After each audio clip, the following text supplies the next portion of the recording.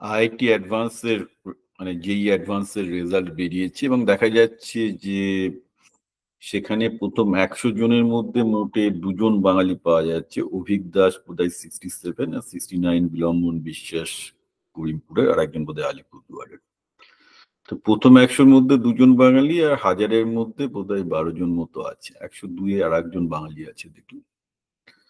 তো সমস্যাটা হচ্ছে কি, এই বাঙালিদের এই আইআইটি এন্ট্রান্সের ক্ষেত্রে বাঙালিদের এই পতন কি করে হলো? মানে আমাদের সময়, আমি তো 91-এ আইআইটি যেই দিয়েছিলাম, সেই সময় শুধুমাত্র নরেন্দ্রপুর থেকে আমাদের মানে প্রথম 100-র মধ্যে শুধুমাত্র নরেন্দ্রপুর থেকেই 3 জন ছিল, যদিও সেটা এক্সেপশনাল ব্যাচ ছিল, কিন্তু গোটা ওয়েস্ট বেঙ্গল থেকে 7-8 জন তখন থাকতো প্রথম 100-র মধ্যে, 8 জন 9 জন তো থাকতো। সেটা ঠিক আছে, কারণ ওয়েস্ট বেঙ্গলের পপুলেশন 8% অফ ইন্ডিয়া। তো ওই সময়টাই মোটামুটি একটা প্রফেশনাল রেজাল্ট ওয়েস্ট বেঙ্গল থেকে হতো।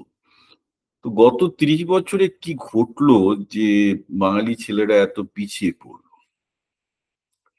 এটার পর্যালোচনা করতে গিয়ে আমি আমার নিজের অভিজ্ঞতা বলি। মানে ব্যাক ইন 95 টু 99, ওই সময়টায় আমি নিজে হলদিয়াতে একটা কোচিং সেন্টার চালাতাম আইআইটি জেইর জন্য। তো যেটা ঘটনা, যে পশ্চিমবঙ্গে কলকাতা, খড়গপুর আর দুর্গাপুর এর বাইরে আমাদের সময় আইআইটি জেইর জন্য পড়ানোর মতো, মানে ফিজিক্স বা ম্যাথামেটিক্স পড়ানোর মতো বা কেমিস্ট্রি পড়ানোর মতো মাস্টারমশাই পাওয়া যেত না। এবং যতগুলো রেজাল্ট হতো কতগুলো কলকাতার নামি school, South Point, Saint Lawrence, Narendrapur, Saint Xavier's, আরো দু একটা এরকম স্কুল থেকেই হতো, তার বাইরে কিছু হতো না। এটা আমাদের সময়ের কথা বলছি, এবং সেটা পুরোপুরি এই বেঙ্গল বোর্ড থেকেই হতো। আচ্ছা, তারপর আর আর দুর্গাপুরের একটা বোধহয় ভালো স্কুল ছিল, আর খড়গপুরে একটা স্কুল ছিল, ব্যাস, খড়গপুরের কেন্দ্রীয় বিদ্যালয়। এই কটা থেকে মোটামুটি ভালো রেজাল্ট হতো।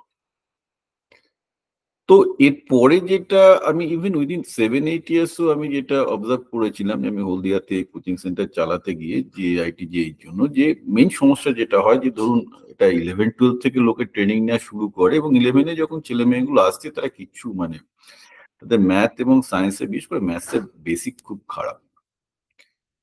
তো তারপর আমি যখন লাস্ট ইয়ারে ঠিক করলাম না যে বাঙালি ছেলেদের জন্য কি করে বাঙালিরা আরো বেশি জয়েন্ট এন্ট্রান্স যেই মেন্স এবং যেই অ্যাডভান্সে পেতে পারে, বাঙালিরা যাতে ইঞ্জিনিয়ারিং এবং ডাক্তারি নিতে পেতে পারে, তার জন্য আগের বছর আমি, আপনারা জানেন যে জীবন জীবিকা বলে সংস্থাটা চালু করি, একটা নন প্রফিট অর্গানাইজেশন।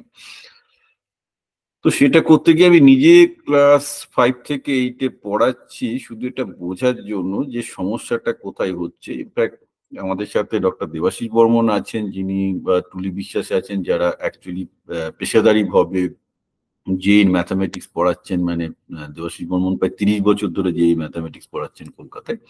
কলকাতায় হাতে গোনা যে কয়েকজন, অল্প কজন শিক্ষক জেই ম্যাথের জন্য ট্রেনিং দেন, দেবাশিস দা তাদের মধ্যে একজন।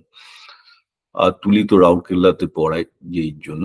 তো এদের সাথে কথা বলে আমি মোটামুটি ভাবে নিশ্চিত হই যে আমাদের আগের যে বাঙালিদের সমস্যাগুলো ছিল এখন সেগুলো আরো বেড়েছে। মূল জায়গাটা ওটাই যে বাবা মাদের কোনো আইডিয়াই নেই, তাদের ধারণা যে নিট বা জয়েন্ট এন্ট্রান্স এটা একটা মানে মাধ্যমিক, উচ্চ মাধ্যমিক বা সিবিএসই বা আইসি বোর্ডের মতো আর একটা পরীক্ষা। এটা তা নয়। অবভিয়াসলি এখানে ক্রিটিক্যাল থিঙ্কিং, মানে কঠিন প্রবলেম সলভ করা বা কঠিন ধাঁধা সলভ করার চিন্তা ভাবনা করার যে পরিসর সেটা লাগে, সেই স্কিল গুলো তৈরি করতে হয়। তো ব্যাপারটা হচ্ছে, একটা ছেলে যখন ক্লাস 10 পর্যন্ত পড়ছে, তার বয়স কত? 16 বছর বয়স, ঠিক আছে। এবার আমাদের ব্রেনের ওয়্যারিং সবচেয়ে ভালো হয় হচ্ছে 3 বছর বয়স পর্যন্ত, তারপর 3 থেকে 20 বছর বয়স পর্যন্ত ব্রেনের ওয়্যারিং চলে বেশ দ্রুত গতিতে, তারপরে ব্রেনের ওয়্যারিংটা আস্তে আস্তে স্লো হয়।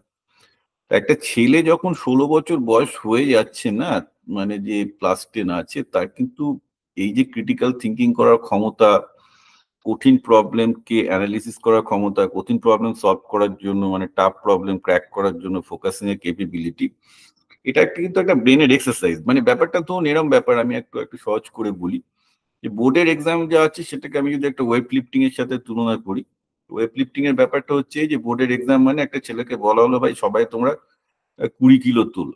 তো 20 কিলো তুলতে গিয়ে সবাই 20 কিলো একদম পারফেক্ট করে নিল, সবাই 20 কিলো তুলে সবাই 100 পেয়ে গেল।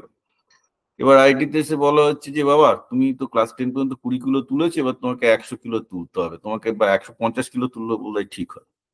সে বললো, আরে আমার তো শরীরই তৈরি হয়নি, আমার শরীর বড় জোর 20 কিলো তুলতে পারে, আমি কোত্থেকে এখন 150 কিলো তৈরি করবো? কারণ 150 কিলো তো তারপর সে যদি ওই ভাঙা শরীর নিয়ে সে যদি ওই 120 কিলো তুলতে যায় বা 150 কিলো তুলতে যায়, তাহলে তার ওই যেটুকু শরীরটা আছে সেটাও যাবে।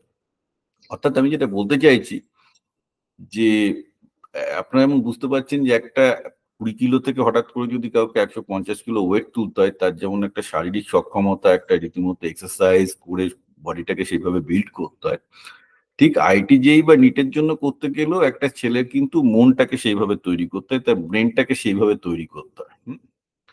আপনার ছেলের বা মেয়ের যদি ব্রেনটা সেইভাবে তৈরি না হয়, যেটা ওই পরিমাণ লোড টানতে পারে, মানে অতটা ওয়েট তুলতে না পারে ব্রেনে, তাহলে কিন্তু এরা এইসব এক্সাম গুলোতে ভালো করবে না।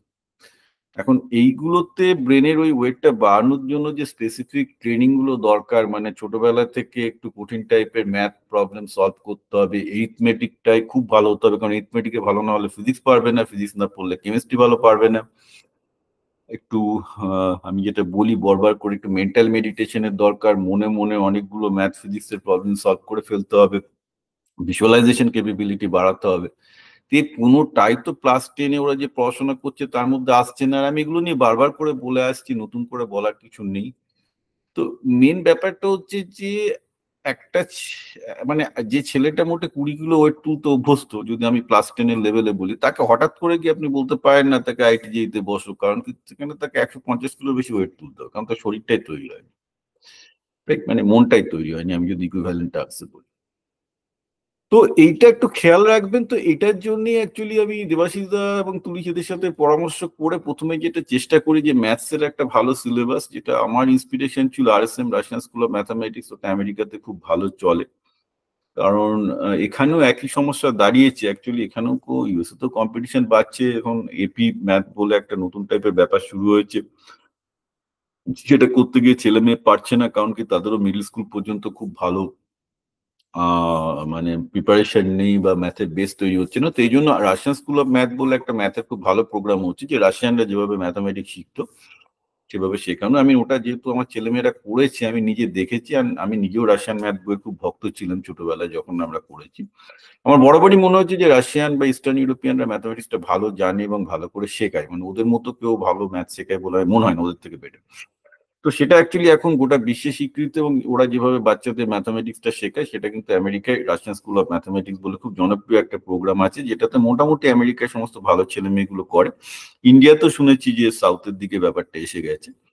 তো আমার লক্ষ্য ছিল যে ঠিক ওরা যে স্টাইলে করাচ্ছে সেই স্টাইলে যদি আমরা ম্যাথসটাকে শেখাতে পারতাম, ছেলে মেয়েদের মধ্যে ম্যাথসের ভীতিটা কম হতো, ম্যাথসটা ভালো লাগতো, আর ম্যাথটাকে ওরা ম্যাথামেটিক্সকে ওরা প্র্যাকটিক্যালি আরো বেশি লাগাতে পারতো। মুশকিল হচ্ছে কি আমাদের যে সিলেবাসটা, এখন বোর্ডের যে সিলেবাস, সেখানে কি হচ্ছে, ছেলে মেয়েগুলো আসছে অঙ্কগুলো মুখস্থ করছে, তো এই মুখস্থ করাটা বাদ দিতে হবে, এই অঙ্ক মুখস্থ করা হবে না, অঙ্কের গভীরে যেতে হবে, প্রত্যেকটা খুব বেসিক জিনিস, মানে আমি খুব সিম্পল জিনিস বলছি, যে ধরুন আমি ম্যাথামেটিক্স এর প্রায় 1 বছর হলো ক্লাস নিচ্ছি, একদম আমার ফার্স্ট ক্লাসটা আপনারা দেখবেন, যেটা আমি শুধু নাম্বার সিস্টেম বলেছি, যে আমরা যে ডেসিমাল নাম্বার সিস্টেম তৈরি করেছি, এই ডেসিমাল নাম্বার সিস্টেমটাকে পজিশনাল সিস্টেম বলা হয়। আমি এখানকার অনেক ম্যাথসের ছেলেদেরকে জিজ্ঞাসা করেছি, ম্যাথসে অনার্স সেমিস্ট্রি পাস করে গেছে, যে ভাই এটাকে বলো তো, এটা পজিশনাল সিস্টেম কেন হচ্ছে, কেন এটা মানে এলো? হ্যাঁ, তো কেউই বলতে পারে না ঠিক করে। তো এইটা হচ্ছে মানে আমাদের কোন অবস্থা, যে যেসব মাস্টারমশাইরাও ম্যাথামেটিক্স পড়াচ্ছে বিএসসি এমএসসি করেও, তারাও ম্যাথ মুখস্থ করে পাস করে গেছে, তারপর ছাত্রদের পড়াচ্ছে, তো তারা কি কনসেপ্ট দেবে? এটা একটা খুব মানে দুর্ভাগ্যজনক ব্যাপার। তো যাই হোক, আমরা চেষ্টা করছি। আমার মনে হয় না এটা 1 বছর বা 2 বছর হবে, হয়তো 5 বছর 10 বছর সময় লাগবে, বাট আমার লক্ষ্য যে আজকে বিহার থেকে শুরু করে অন্যান্য ছোট ছোট আসাম, বিহারে, উড়িষ্যার মতো ছোট ছোট স্টেট গুলো বাংলার থেকে জয়েন্ট এন্ট্রান্সে ভালো রেজাল্ট করে। আমি অন্ধ্র বা হরিয়ানা এদের কথা তো ছেড়ে দিচ্ছি, হরিয়ানার মতো একটা ছোট রাজ্য বাংলার থেকে অনেক বেটার রেজাল্ট করে। তো দেখা যাক, আমরা চেষ্টা করছি। কিন্তু সাথে সাথে ছেলে মেয়েদের মধ্যে আত্মবিশ্বাসটা থাকা চাই, বাবা মাদের বোঝার দরকার আছে যে এই ক্লাস 10 পর্যন্ত, মাধ্যমিক ক্লাস 10 আইসি সিবিএসই বোর্ড এগুলো ফালতু, এখানে আপনাকে ওই 20 কিলো ওয়েটের বেশি তুলতে হচ্ছে না, আর ওই 20 কিলো ওয়েটে বারবার করে 20 কিলো ওয়েট তুলে আমি পুরো পেরে গেলাম, এটা যেন না হয়। কারণ আপনার নেক্সট চ্যালেঞ্জ যখন জেই বা মানে নিটের জন্য আসছে, ওটা কিন্তু 150 কিলোর চ্যালেঞ্জ, তখন যদি আপনার ছেলে মেয়ের বডিটা না তৈরি হয়, কিছু হবে না। তো আপনার ছেলে যদি বডিটা ভালো তৈরি হয় সে 20 কিলো তুলতে পারবে, 150 কিলোর জন্য রেডি থাকবে। তো আমি এইভাবেই লোকজনকে বোঝাই যে আপনার ছেলে যদি ব্রেনটা ঠিকঠাক করে ডেভেলপ করে হি ক্যান ডু বোথ। আর ব্রেনটা যদি ডেভেলপ না করে, কেন করবে না? তার কারণ আপনি তাকে শুধুমাত্র এই 20 কিলোর জন্য অভ্যস্ত করিয়েছেন। তো 20 কিলোর জন্য কাউকে অভ্যাস করালে তার বডি সেইটুকুই ডেভেলপ করবে। ঠিক আছে? So keep that in mind.